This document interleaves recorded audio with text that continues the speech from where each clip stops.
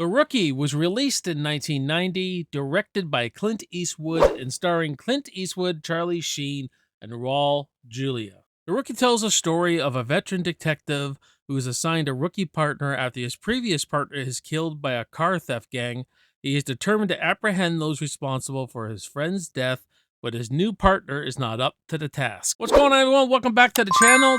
You're watching Backtrack Cinema, and today we're going to be talking The Rookie for our Clint Eastwood month. And this is one I just decided to put on and had a blast with it, man. I mean, I remember my dad taking me to the theater, or more so, me going with my dad to the theater, because this funny story is that he took me 2 weeks earlier to see Rocky 5. I was dying to see Rocky 5. He took me to see that, and then he said, "How about you come with me to go see The Rookie?" And I had a blast with it back then too, but I don't remember. It was kind of like my dad's movie. I don't remember like being in love with it. You know what I mean? And watching it now, I think it really works, man. I think it's clear. It's clearly not Clint Eastwood's best stuff by any means that I've seen yet. There's a lot I still haven't seen, but I had a lot of fun with it. I like how it's sticking to this formula, leaning heavily into the Lethal Weapon kind of movies, buddy cop action films. There's some good action set pieces in it, some good characters to latch onto, but with Clint Eastwood's directing, you always get some kind of character arc, some kind of journey, a character going from here to there usually. And this is done with Charlie Sheen's character of David Ackerman, the rookie cop. When I was researching the film a bit, one of the writers was Boaz Yakin, and I'm like, I know that name from somewhere. And he directed one of my favorite Jason Statham movies, and that's Safe. So it's cool to see that he went on to direct such a great action film. He has a very gritty 70s style, and I can kind of see that sensibility in the writing of this. Trying to go for that 70s kind of Dirty Harry vibe. And this could have just been another Harry film, and maybe it should have. Dirty Harry taking on another partner, and maybe Dirty Harry becoming the captain or the lieutenant at the end of the movie. As we see here, this movie has a real kind of full circle kind of arc to it. Like I said before, kind of a buddy cop, Lethal Weapon vibe action film, and I think they play off pretty well together. I've heard some criticism that a lot of people didn't really like Charlie Sheen in this movie. And I'll say I was never really the biggest Charlie Sheen fan, but I thought he worked in this movie. I thought he worked quite well in this movie. Maybe as the film has aged, maybe I just think it works better. Clint Eastwood, I mean, the man could do no wrong. Just his charisma, his presence in this, his performance is great. He is a real movie star, and he always brings that. But I think they play really well off each other as this Clint Eastwood as this seasoned detective, where they're trying to crack this car theft ring, and Charlie Sheen's the rookie. And the thing with Charlie Sheen's character is that he's held back by his own insecurities and fears, and we find out really early that he had a brother that died when he was a kid, and he's filled with guilt and remorse because he tells his brother to jump over this building. The kid doesn't quite make it, and he's hanging off the ledge and falls over. And Charlie Sheen, as a kid was scared to go over the ledge and grab him, right? And you see that in this movie where he's just held back by his own fear, by his own guilt, where they get into this situation where he could take out the villains, he could take out the bad guys right away in this sting operation. And he's like the gun is shaking in his hand, and he goes, what do I do, what do I do?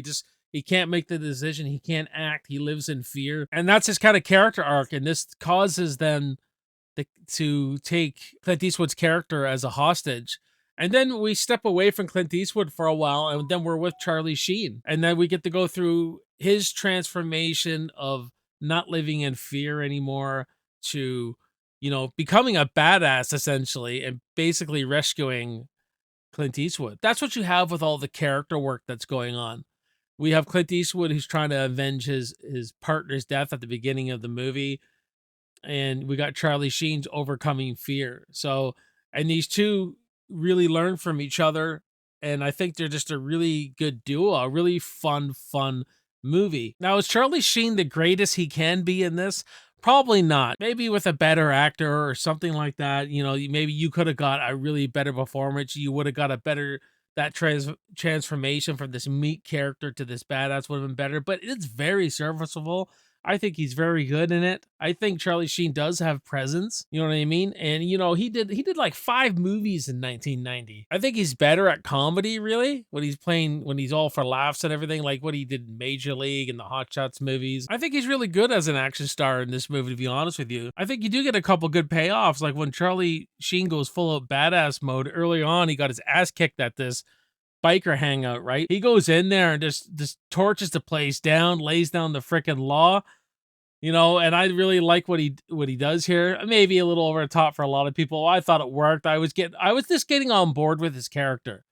I really was. And Clint Eastwood being his awesome self, miserable in the movie, always scowling and everything like that, but full of laughs. He was like this, race car driver in his youth, and him and Charlie Sheen start bonding over motorcycles and everything. And that's how these two come together, kind of. There are a lot of laughs. It's a lot of fun. Action sequences. It opens up with this freeway, chase sequence that is really awesome, where Clint Eastwood drives right up to this trailer full of cars and everything like that. It's all directed quite well by him. Explosions, fight scenes, chase scenes, planes crashing, gunfights, you know what I mean? It has a lot, man. It has a lot to offer. And I'm just somebody who loves these kinds of movies. That's what you got to understand too. It'd be really easy. If I didn't like this formula as much as I do, I could pick it apart easily, for sure. Right? But I love this formula, that Lethal Weapon formula. Get 2 characters who are button heads at first, having them bond, kicking ass. It works, and they become like friends to the end kind of thing. That buddy cop formula, it usually always works for me. Now, I do like Raul Julia as the bad guy here, who runs this car theft, chop shop kind of ring. He has this certain class and intelligence, but at the same time, he's not making the most intelligent decision. I think they needed to work on him in the script a lot more, because he could have been like a Hans Gruber kind of character. He has that aura about him. He has that personality about him that, he really was a great actor. You know what I mean? A lot of points in this movie, I just find there's some stupid decision making, like when they're being chased down by Clint and Charlie Sheen at the end, and the money just goes everywhere, the suitcase full of money, and they don't know whether to run or pick the money up. And they're being shot at, and they're trying to pick them. They just leave the money there. And I go, now you have nothing. I don't know. It just some of the decisions these villains were making, but I think he needed the most work. Like, he's still great. He's still a great performance, but they needed to work on his character a lot more. His female sidekick, her name escapes me, but she has a bizarre scene where she pretty much rapes Clint Eastwood. He's strapped in a chair, and she starts having sex with him, and it's all on videotape and everything like that. It really doesn't bother me, because it's almost set up for a joke later, where Charlie Sheen comes to rescue him, and he sees the recording of them. You know what I mean? And Clint Eastwood turns it off, and Charlie Sheen's just like, "Hey man, I was enjoying that." And then he calls him a pervert. So it's almost like that was all just set up for a joke. I don't know if it's just the time it came out of, after the Deadpool 1990s. Still, you got that, a lot of the overtopness of the 80s, but there's one sequence after Clint Eastwood is in this car chase, and he gets all messed up and everything, and there's this running gag through the whole movie. You got a light. He's always smoking cigars. He never has a light, and he's all busted up. He comes out of this big tractor trailer. His cigar's all messed up, and he's like, "You got a light?" And he just passes out. You got a light?